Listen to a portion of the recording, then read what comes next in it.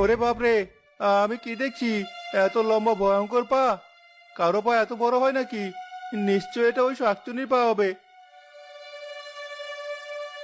কিরে, আমার পা দেখে ভয় এমন করে কাঁপছিস?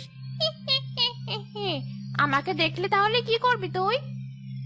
আমাকে ক্ষমা করো, ছেড়ে দাও আমাকে। আর কোনোদিন রাতে এই পথে আমি আসবো না। ছেড়ে দেব? তোকে ছেড়ে দিয়ে আমার কি লাভ? শুধু আমার একটা শিকার হাত ছাড়া হয়ে যাবে। তোকে ছাড়া যাবে না। দাঁড়া, তোকে মারার আগে আমার মুখটা একবার তোকে দেখিয়ে নেই। ওরে বাবারে, এ আমি কি দেখলাম? দেখার সাথে সাথে অজ্ঞান হয়ে গেল। ছি ছি, এমন ভীতু লোক এ জীবনে দেখিনি। গ্রামের এত লোকেদের ভয় দেখিয়েছি, আজ পর্যন্ত এমন ভীতু কাউকে পাইনি। এসব ভীতু লোকের মাংস খেলে আমিও ভীতু হয়ে যাব। একে আর খাওয়া যাবে না, এখানেই পড়ে থাক। আমি গিয়ে ঘুমিয়ে পড়ি।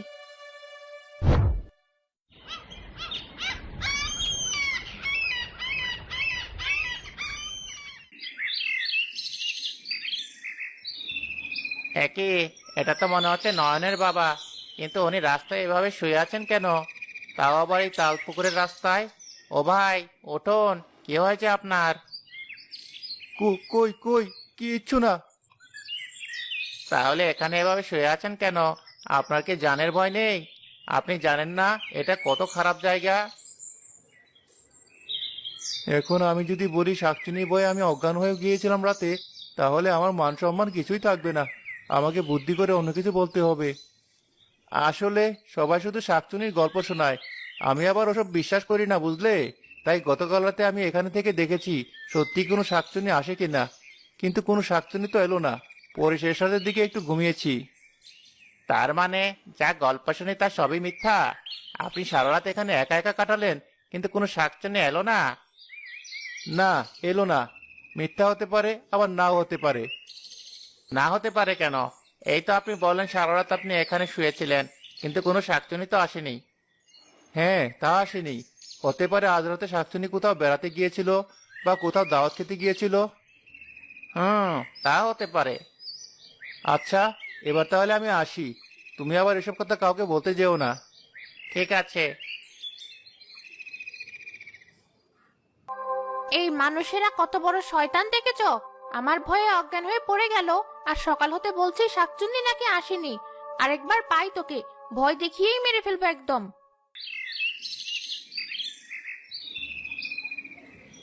তোমার তো গতকাল আসার কথা ছিল। সত্যি কথা বাড়িতেও কাউকে বলা যাবে না, তা না হলে সবাই অনেক ভয় পাবে আর আমাকে নিয়ে দুশ্চিন্তা করবে। হ্যাঁ ছিল তো, কিন্তু কাজের চাপে আসা হয়নি। এদিকে এ মাসের বেতনটাও দিচ্ছে না। অবস্থাটা খুব বাজে যাচ্ছে। কি আর করার, যতদিন বেতন দেবে না ততদিন একটু কষ্ট করে চলতে হবে। হ্যাঁ, আমিও তাই ভেবেছি। তুমিও সংসারে একটু কম খরচ করার চেষ্টা করো। বাবা, এসেছিস তুই? কাল থেকে তোর জন্য পথ চেয়ে বসে আছি। হ্যাঁ মা, এই সবেমাত্র এলাম। কেমন আছো তুমি? আমি ভালো আছি বাবা। তুই হাত মুখ ধুয়ে এসে কটা আগে খেয়ে নে। বৌমা, দাঁড়িয়ে না থেকে আমার খোকাকে খেতে দাও। ব্যস্ত হতে হবে না, একটু ধীরে সুস্থে খেলেই হবে। আমার ছেলে মেয়ে দুজনকে দেখছি না যে এখনো। তারা বেরিয়েছে পাড়ায় ঘুরতে, কখন আসবে তারও কোনো ঠিক নেই। ছেলে মেয়ে দুটোকে নিয়ে আমি আর পারছি না। তুমি এবার ওদের একটু শাসন করে যাবে কিন্তু।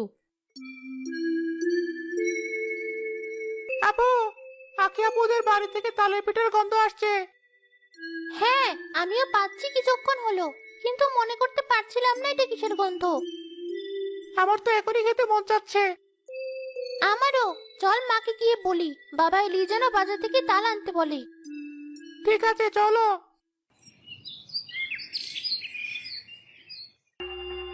রোদের কি তেজ! শরীরটা আমার জ্বলে পুড়িয়ে একেবারে কালো হয়ে গেল। এই রোদে আর কিছুক্ষণ এখানে বসে থাকলে আমি মরেই যাব। তাল পাকা রোদ বলে কথা। না না, এই রোদে আর বসে থাকা যাবে না। আমি বরং গিয়ে অন্য গাছে বসি। শাকচুন্নি উঠতে উঠতে এসে নয়নদের বাড়ির সামনের একটা বড় গাছে বসি। যাক, এই গাছটা বেশ ভালো, খুব আরাম লাগছে। রোদ না কমা পর্যন্ত আমি এখানেই বসে থাকবো। মা, কোথায় গেলি? এই তো ঘরেই আছি। এদিকে আয়, দেখ তোর বাবা এসেছে। ভাই তাড়াতাড়ি চল, বাবা এসেছে। তাহলে তো খুব মজা। বাবাকে বলবো এখনই গিয়ে তাল নিয়ে আসতে। চল। বাবা কখন এলে তুমি? এই তো এলাম। কেমন আছিস তোরা? আমরা ভালো আছি, কিন্তু তোমাকে এখনই বাজারে যেতে হবে। বাজারে কেন আবার? আমাদের জন্য তাল নিয়ে আসতে। এখন তো তাল পিঠা খাওয়ার দিন। আমি আর ভাই তাল পিঠা খাবো। তুমি এখনই গিয়ে তাল নিয়ে এসো। তোর বাবা এখনো বেতন পায়নি। আগে বেতন পাক, তারপর তাল পিঠা খাবি। এখন গিয়ে খেলা কর, তোর বাবা খাবে। তাদের বাড়ির যে গাছ শাকচুন্নি ছিল, দোলা আর নয়ন মন খারাপ করে সে গাছের নিচেই বসে। এখন কি হবে ভাই? আমরা কি তাহলে তাল পিঠা খেতে পারবো না? তাল পিঠা খেতে না পারলে আমি তো মরেই যাবো একেবারে। আমিও না খেয়ে থাকতে পারবো না। যেভাবে হোক তাল পিঠা খাওয়ার একটা ব্যবস্থা করতে হবে।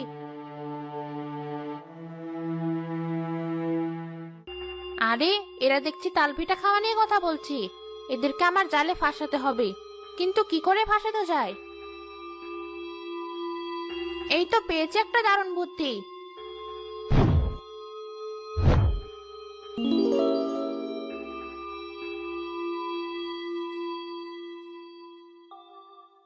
কে বাচ্চারা, তোমরা এমন করে মন খারাপ করে আছো কেন? কি হয়েছে তোমাদের? আমাদের মন খারাপ কেন তা দিয়ে আপনার কি হবে? আর কে আপনি? আপনাকে তো ঠিক চিনতে পারলাম না। হে হে হে, কি যে বলো! গ্রামের সব মানুষকে কি আর চিনবে তুমি? আমি এই গ্রামেরই মানুষ। গ্রামের ওই শেষের দিকে আমার ঘর। এই পথে যেতে তোমাদের দেখলাম, দেখে মনে হচ্ছে তোমরা খুব কষ্টে আছো। আমি আবার কোনো ছোট বাচ্চার কষ্ট সহ্য করতে পারি না।